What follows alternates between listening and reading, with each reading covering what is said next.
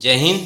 आज की वीडियो में हम पढ़ेंगे मैथिली शरण गुप्त जी का जीवन परिचय, जो कि किसी भी बोर्ड में आप पढ़ रहे हो, चाहे वो कक्षा 10 हो, चाहे 12 हो, चाहे बिहार बोर्ड हो, कोई भी बोर्ड हो, अगर आपकी किताब में अगर मैथिली शरण गुप्त जी का जीवन परिचय है तो ये वीडियो भाई टोटल देख के जाना, क्योंकि इस वीडियो में मैं जीवन परिचय जो है ना इस तरह से बनाया हूं कि भाई आप इसको याद भी कर लेंगे और अच्छे तरीके से इसको लिख भी लेंगे।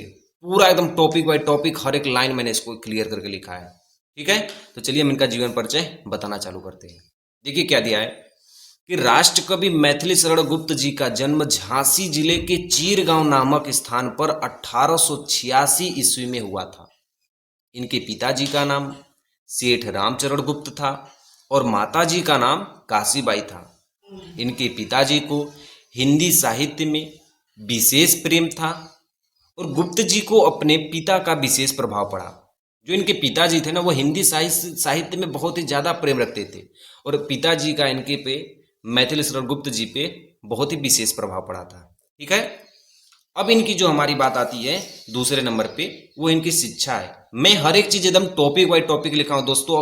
अगर इस तरह लिख देते हो ना तो टोटल का टोटल आपको नंबर मिल ही जाएगा। ये देखिए हमारा क्या है, शिक्षा।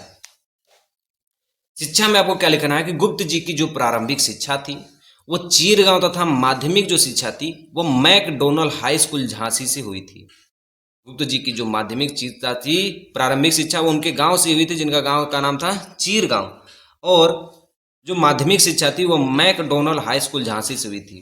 गुप्त जी का घर अंग्रेजी, बांग्ला, उर्दू, संस्कृत का अध्ययन करने वाले कवि हैं। इन्होंने अपने घर पे ही अंग्रेजी, बांग्ला, उर्दू, संस्कृत का ही अध्ययन कर लिया।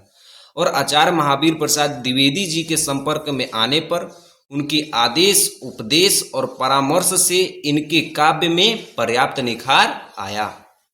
महावीर प्रसाद जो द्विवेदी थे, आधुनिक युग काल के द्विवेदी युग के, उनके संपर्क में आकर इन्होंने अपने काव्य पे पर्याप्त निखार पाया था। और द्विवेदी जी को ये अपना गुरु मानते थे। महावीर प्रसाद द्विवेदी जी को अपना ये गुरु मानते थे और उन्हीं की प्रेरणा से गुप्त जी ने खड़ी बोली में भारत भारती की रचना की है। ठीक है, ये हमारी इच्छा। ठीक है, अब हमको जो अगला टॉपिक है वो है साहित्यिक परिचय। अब जो हमारे पास जो अगला टॉपिक है वो है साहित्यिक परिचय। और साहित्यिक परिचय भाई मैं हमेशा से कहता हूँ कि भाई एकदम टोटल के टोटल इंपॉर्टेंट है। लोग जीवन परिचय याद कर लेते हैं, थोड़ा सा छोड़ देते हैं। साहित्यिक परिचय याद कर ले जाओगे तो आपका जितना भी नंबर आएगा, 5 नंबर, 6 नंबर, 8 नंबर, ये टोटल का टोटल नंबर आपको मिल जाएगा। गुप्त जी की प्रारंभिक रचनाएं कलकत्ता से प्रकाशित पत्रिका वैश्योपकरण में प्रकाशित होती थी। जो उनकी शुरुआत में जो रचना करते थे वो कलकत्ता के पत्रिका, जो पत्र बेचने वाले थे, उसमें वैश्योपकारक में प्रकाशित होती थी। लेकिन द्विवेदी जी के संपर्क में आने के पश्चात इनकी जो रचनाएं थी वो सरस्वती पत्रिका में संपादित होने लगी।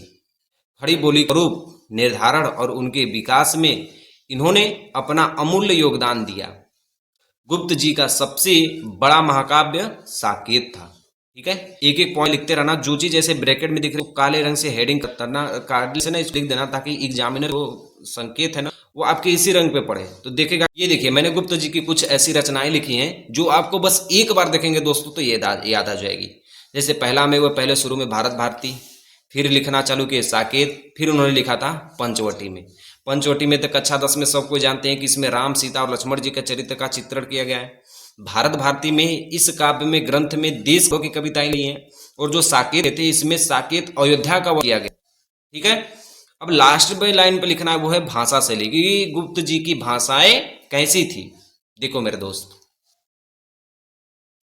ठीक है, तो गुप्त जी ने शुद्ध साहित्यिक एवं परिमार्जित खड़ी बोली में की है। उन्होंने अपने काव्य में संस्कृत, अंग्रेजी, उर्दू एवं प्रचलित विदेशी शब्दों का प्रयोग किया है। जितने भी ये काव्य लिखे उसमें इन्होंने संस्कृत, अंग्रेजी, उर्दू एवं और भी विदेशी शब्दों का प्रयोग किया है। और इनके द्वारा जो प्रयुक्त शैलियां है ना, जिस प्रकार इनकी भाषा थी, जिस प्रकार वो लिखते थे, वो है प्रवधात्मक शैली, उपदेशात्मक शैली थी और विवरणात्मक शैली थी। तीनों प्रकार की शैली थी।